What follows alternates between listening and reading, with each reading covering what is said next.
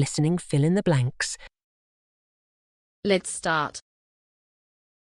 It is made by heating a sheet of ordinary glass to about 620 degrees Celsius to soften it slightly, allowing its structure to expand, and then cooling it rapidly with jets of cold air.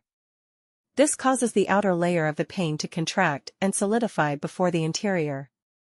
When the interior finally solidifies and shrinks, it exerts a pull on the outer layer that leaves it in permanent compression and produces a tensile force inside the glass. As cracks propagate best in materials under tension, the compressive force on the surface must be overcome before the pane will break, making it more resistant to cracking.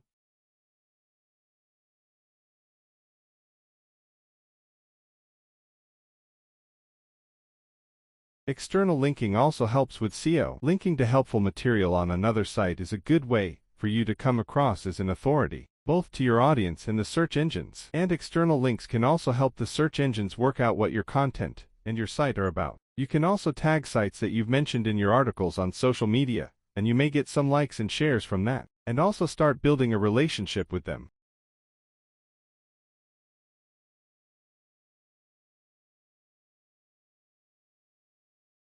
Since the beginning of civilization, there has been bulk evidence of women being considered inferior to men. Almost every country, no matter how progressive, has a history of ill-treating women. This has eventually nudged women to retrospect their status in society, and has even led women from all over the world to be rebellious to reach the status they have today. Since then, women have been vocal about gender equality and have continuously made efforts to empower themselves to achieve that equality. The empowerment and autonomy of women and the improvement of their political, social, economic, and health status is a highly important end in itself.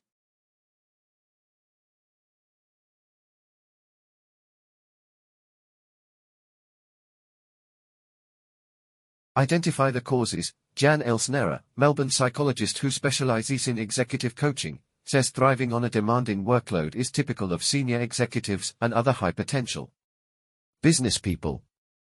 She says there is no one-size-fits-all approach to stress. Some people work best with high adrenaline periods followed by quieter patches, while others thrive under sustained pressure. We could take urine and blood hormonal measures and pass judgment of whether someone's physiologically stressed or not, she says. But that's not going to give us an indicator of what their experience of stress is and what the emotional and cognitive impacts of stress are going to be.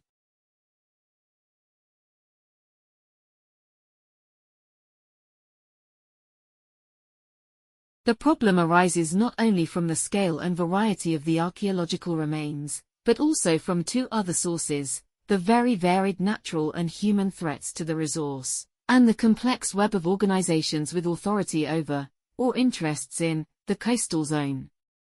Human threats include the redevelopment of historic towns and old dockland areas, and the increased importance of the coast for the leisure and tourism industries, resulting in pressure for the increased provision of facilities such as marinas. The larger size of ferries has also caused an increase in the damage caused by their wash to fragile deposits in the intertidal zone. The most significant natural threat is the predicted rise in sea level over the next century, especially in the south and east of England.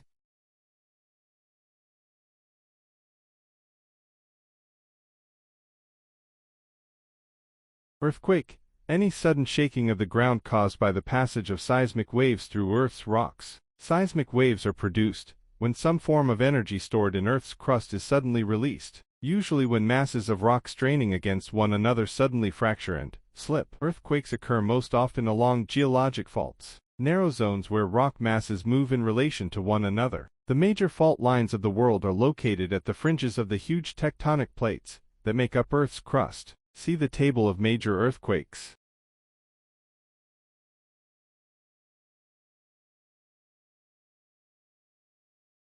The repeating cycle of sand inching up the windward side to the dune crest, then slipping down the dune slip face allows the dune to inch forward, migrating in the direction the wind blows. As you might guess, all of this climbing then slipping leaves its mark on the internal structure of the dune.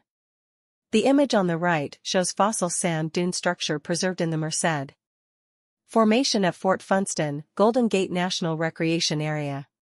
The sloping lines, or laminations, you see, are the preserved slip faces of a migrating sand dune. This structure is called cross-bedding and can be the result of either wind or water currents. The larger the cross-bedded structure, however, the more likely it is to be formed by wind rather than water.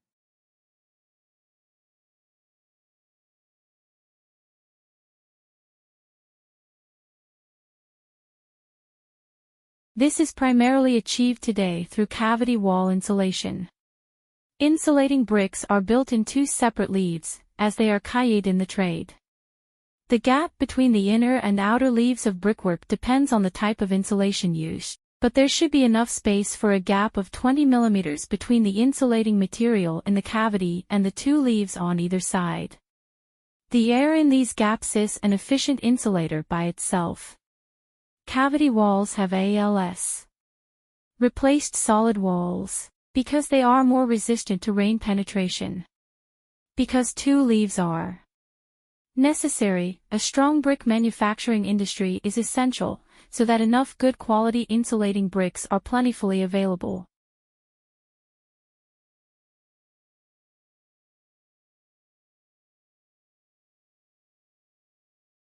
In September 2018, the French government banned the use of phones in schools from preschool through 9th grade and also from off-campus school activities, like sports events. The ban has been received with mixed responses, according to reports from NPR and Forbes. It's easier to concentrate in class without the phones, but they were largely not allowed in classrooms anyway, and the ban is difficult to police, especially at lunch, which, at many French schools, is 2 hours long.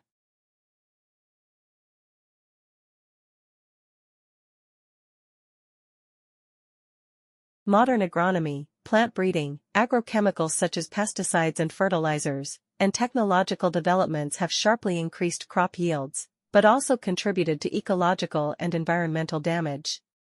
Selective breeding and modern practices in animal husbandry have similarly increased the output of meat, but have raised concerns about animal welfare and environmental damage. Environmental issues include contributions to climate change, depletion of aquifers, deforestation, antibiotic resistance, and other agricultural pollution. Agriculture is both a cause of and sensitive to environmental degradation, such as biodiversity loss, desertification, soil degradation, and climate change, all of which can cause decreases in crop yield.